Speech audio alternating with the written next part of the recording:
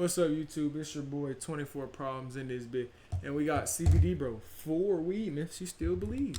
Zaza myths. Grass cap, lettuce slice, call it what you want. Anyway, today we're going to go over the most common misconceptions. I don't know why I said 4. It's 4 days old. About the magic green plant, which I'm willing to bet that you've fallen for at least once. Yes, you, Mr. Bro, this pack tested at 38%, so I'm basically entering another dimension. Okay, if you say so. So, how is it? Well, I guess. Mouth is really dry, though. It kind of tasted like dirt. Certified exotic! So, for the sake of education and science, we are going to go over every Zaza myth from funny to dumb to dangerous, so the populace may have a better understanding of the magic green plant and avoid the risks they were subject to before. Whether you're a seasoned lettuce enjoyer or a rookie roller, these myths have been floating around since the dawn of the J, and even though people are a lot more informed these days, you'd be surprised at how many people still believe that higher THC percentage equals stronger high. This is probably the most common rookie mistake in the lettuce community. People walk We all knew this, right?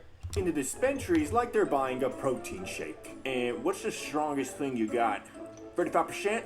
Give me that! Sure, percentage does play a role in how high you get. It's kind of the main character, but the number on the jar doesn't tell the whole story. You could blaze something labeled 33% and feel absolutely nothing but dry mouth and disappointment. Meanwhile, something with 17% might have you reconsidering your life choices mid-snack. Why? Because there's more to the plant than just a number. How it was grown, how fresh it is, what it smells like, all that matters. Some packs hit because they're balanced, not because they're built like a calculator. Also, quick reality check, those percentages not always real. Growers know people chase high numbers, so they send the frostiest, most photogenic nug to the lab. They don't send the potentially dry, crusty stuff you actually get in the jar. So what you're really buying is lab-tested optimism. Think of it like this, choosing based on percentage is like choosing music based on how loud it is. Just because it's loud doesn't mean it's good. Then again, if you have a favorite song and you play it louder, it's gonna hit better, if you get what I'm saying. Usually, you want something that doesn't just blast you, you want something that actually feels right.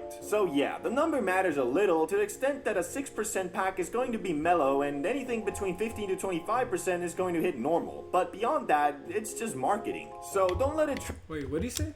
Number matters a little to the extent that a 6% pack is going to be mellow and anything between 15 to 25% is going to hit normal. But beyond that, it's just marketing. So don't let it trick you into thinking you're buying magic. Otherwise, you'll keep paying $60 for mid in a shiny bag. Which next one is something I believed in myself up until just a few months ago. Indica equals chill, equals energy.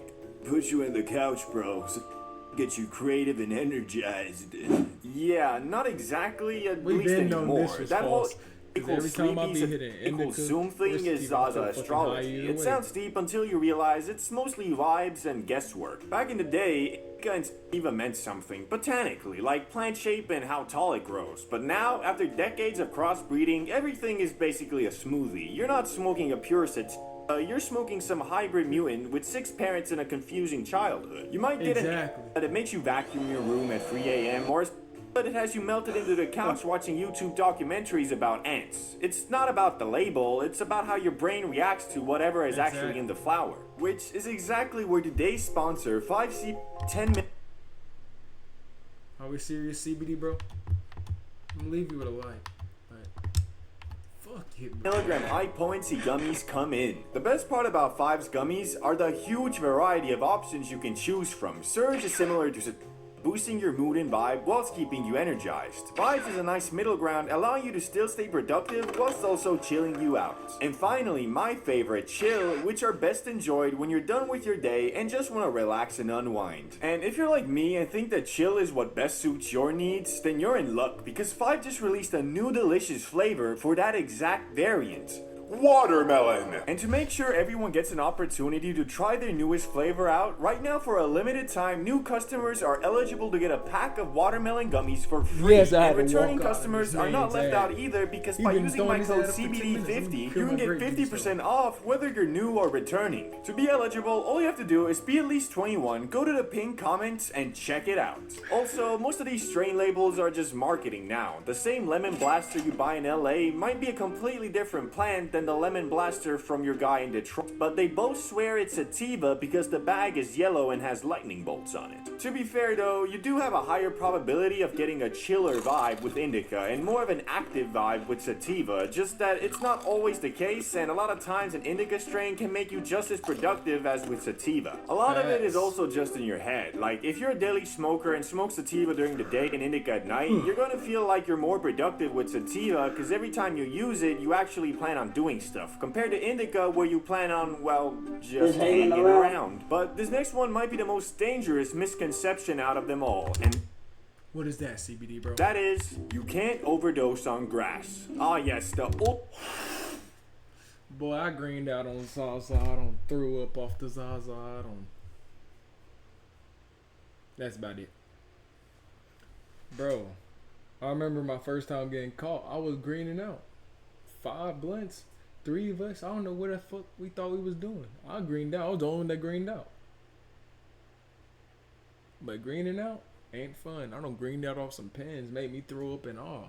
ultimate stoner defense mechanism. You can't overdose on Zaza, bro. It's impossible. It's natural. Chill out. Technically, yeah, you're not gonna flatline from lettuce. There's no grass version of the he took too many and never woke up story. But let's not pretend you can't go way past the point of good vibes into I'm dying, call my mom territory. You can green out, you can white out, you can throw up, panic, forget your name, think you're in a dream, and try to call 911 on yourself using a TV remote. But sure, not an overdose, just a deeply humbling spiritual reset. It usually I want to green out on purpose. Does that sound crazy? Would that be a fire YouTube video idea? Until I green out.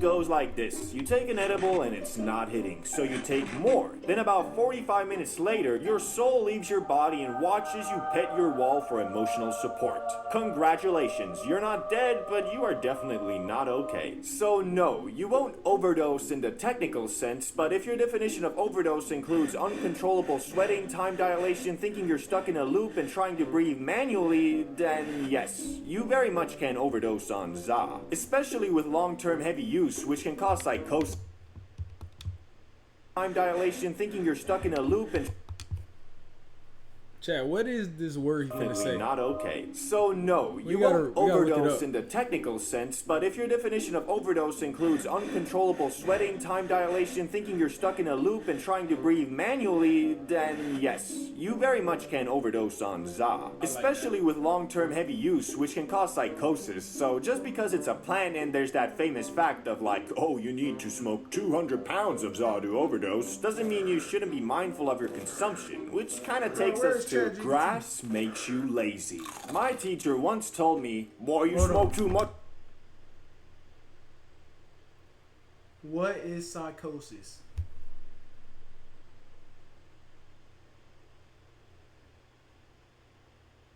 Oh, you just lose touch with That reality. lettuce, you'll never do anything with your life. Meanwhile, there are programmers, artists, chefs, and athletes out here doing their taxes while baked off their mind on something called Purple monkey dirt nugs. Let's be clear, Zaza doesn't make you lazy, you make you lazy. Grass just lowers the volume on Wait, he's talking about some crazy shit here.